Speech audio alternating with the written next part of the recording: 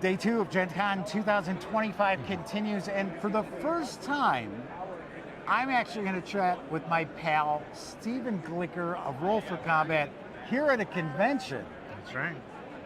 So, good to see you. Here's my anti-con crud handshake. And first thing I want to mention, you pop into live shows and hang out and chat from time to time, and I always tease you, I bust your chops. I just want to make sure everybody knows, only reason I do that is because I consider Stephen to be a friend in the industry. If I didn't, I would be like, oh, hey everybody, it's Stephen Glicker from Roll for Combat. Hi Stephen, good to see you. Yeah, and also, you're from Chicago, I'm from New York. I can handle it. It's fine. I know it's that fine. too. But no, we actually have talked and met at Gen Con before, just never on camera. Right, never on camera. Right. And I've been on your show. Yes. It's been a long time. Hey man, if you're... And you lost a lot of subscribers that day. I'm sorry to say. I know. I apologize for that. Well, when I need to do a big purge, I'll have you on again. That's right. You got way too many people here. I'm going to let Jeff just empty the room. So let's talk about what's cooking. You got some excitement. You got a Kickstarter that's on the horizon. You got a new release, though, that we can talk about, or newer release. We have so many, I don't even know where to start. I mean, well, let's talk about the one that kind of came out here. Which right? is? Isn't that the dragon, the Leshy dragon? Yes. Wow, you really are. Yeah. Kudos, you're doing your job. Yes, Leshy Dragons came out at the convention where you get to play. What booth am I at? No, you really. We actually just sold out. We had Jessica here, who's the author, so she was signing copies. Okay. It's actually in port, and it should be arriving in the warehouse like by next week. And then Battle Dragons is at the printer right now, and that's the last of the dragon set. We have 4 dragon books. So we actually have 5 total, but that's like the last of the secret dragons, we're calling them, because they're all new dragons that were discovered. So Leshies will be shipping in about a week or 2, and then Battle this fall. See, I always thought the first rule of secret dragons were you don't talk about secret dragons. Yeah, but we're all part of the club. Oh, well. So we can talk about it. There you go. But yes, you always have stuff rocking and rolling. Yeah. It's important to keep in mind as well, depending on what flavor of fantasy role-playing game you like to play, your books come out for D&D and Pathfinder. Yes, everything. Every one of our books is for both, always, and at the same time. Yes. So, and that's like, yeah, and we actually do it in Pathfinder first, because we have Mark Zeifter who wrote Pathfinder 2nd edition, and he just waved real quick. And so it's a little bit easier for us to do it in Pathfinder and then convert to 5e. Sure. But our 5e guys are pros. I mean, they've been doing it. They do all of our books. And we actually usually test them. One of our tricks is that we release it as a PDF first. Yes. And then we actually program it in all of our VTTs, which the programmers are very good at finding bugs and issues. So then by the time it goes to press, all the bugs, all the issues, any misprints are found. So we usually have almost no erratas in our books. Which is important. Yeah. It slows it down a little, but I don't want to wait.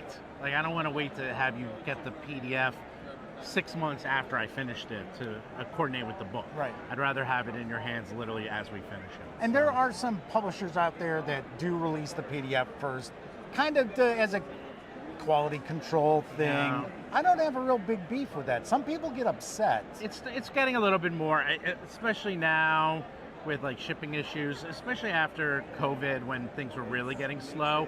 I think it's becoming a little bit more industry standard. But yeah, we've been doing it since the beginning. And we don't really get that much pushback. The only pushback we get is that people sometimes think our hardcovers are out. Because they're like, oh, we got the PDF, where's my hardcover? Right. And I'll be like, it'll show up in about 3 months. We're just doing it now so that you get it in your hands as quickly as possible. Right. So those are out, by the way. So Battle's out as PDF. It's just a hardcover. Will come out this fall. So let's talk about an upcoming Kickstarter I know you're very, very excited about, because you've also adopted Kelsey Dion's Shadowdark. That's right. Right? So for years it's been Pathfinder, it's been D&D. Now you've branched out a little bit. The Kickstarter's still going on, Yes. isn't it? Yes. You can go to Shadowzoo.com, or even if you go to Deathbringer.com, it brings you there too, which we'll talk about in a second. Yep. No, Kelsey and I are very good friends, and I was friendly with her before I even played Shadowdark. I tried out Shadowdark for the first time ever at a local convention of mine, and I was like, oh my god, this is so much fun. I mean, it feels, as someone who grew up in the 70s and 80s, I always tell people it's first edition Dungeons and Dragons with today's rules and mentality. That's how I feel when I play it. I would agree with that summation. And it's just fun. It's really fun. And we were talking to her for a while about doing something, and everyone needs monsters. It's like the dirty little secret of the industry. Monster books are usually the last ones made because they're very expensive. Right. They're very complex. They're the hardest. The only ones harder are adventures. And they normally do sell well. And they sell very well. So we decided, let's do something together. And so we're doing a monster book. And we were working with Michael Putlick, which is her assistant. So it's like Kelsey is definitely helping, but it's actually her assistant, her right hand, is writing the whole book, more or less. Okay. And so we also have, I think, how many new classes? 15 new classes, 3 books. We have Monster Hunt, which is like, monster hunting. We have Strange and Unusual, which is like Eldritch Horrors. And then we have Elemental Storm, which is elemental based. And the monsters are themed, the classes are themed. We have a monster part system where you can take the monsters and turn them into weapons and gear. So it's all themed for that book. And then we have adventures that are going to be themed for each book. And we have, what am I missing? Pre-gens. So you'll be able to get everything to start playing right away. And we also made it and designed it for convention play. Okay. Because each adventure is about 4 hours. All right. So we can just sit down and do it. So let's move on to the big Kickstarter news. We've already kind of mentioned Kelsey a little bit. There's somebody else involved with this that we have not mentioned. But first of all, we're talking about Deathbringer. Deathbringer here. I just feel like going, Yes, that's right. Dan and I, aka Professor Dungeon Master, have been talking for a few years, and he is retiring. He's actually a teacher, and it's always been his dream to come out with Deathbringer, the TTRPG, and he's retiring, and now is the time. So in secret, again, we've been working on this behind the scenes for about the last year.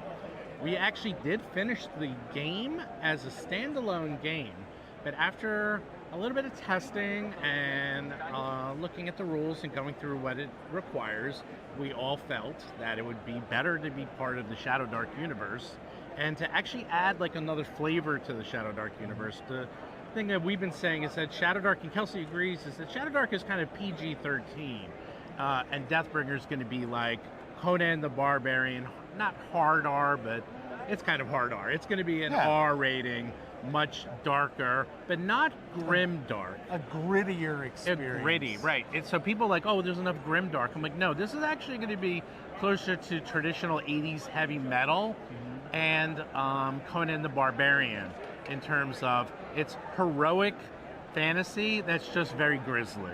Yeah. But it's not like, oh, everything's horrible, it's all grim, everything's doomed. Yeah, no, it's not. No matter what we do, the world's gonna end. No, it's I'm not a fan. No, and we have enough of that. Yeah, so it's a subtle but very important difference. In fact, that's the first thing Dan, Professor, said to me. It's like, heavy metal magazine. Like, that's what I wanted inspired by. And I was like, you got it. And that's what. And the other thing that's going to be really fun, that I'm very much looking forward to, is you can die and you will come back. You don't come back infinitely, but you can die at least 3 times. And each time you die, you get a little bit stronger. You also get a little bit more corruption, and eventually you can become, if you get too corrupted, you die, you come back, you're an NPC, and then you can be killed by your own character, which will be fun. But the whole reason for that is we wanted people to not feel like they had to hold back. It's designed so that every encounter is all out. Like, you can just have fun. And the last time, the only game I ever thought of that like that was Paranoia. And Paranoia, because you had 6 clones, and you can just go all out. So we're going to bring that to this, where you can just have fun. And if you die, it only makes you stronger. So there's only one speed, balls out. That's pretty much, yeah. It's and I feel like a lot of the games don't really have that now.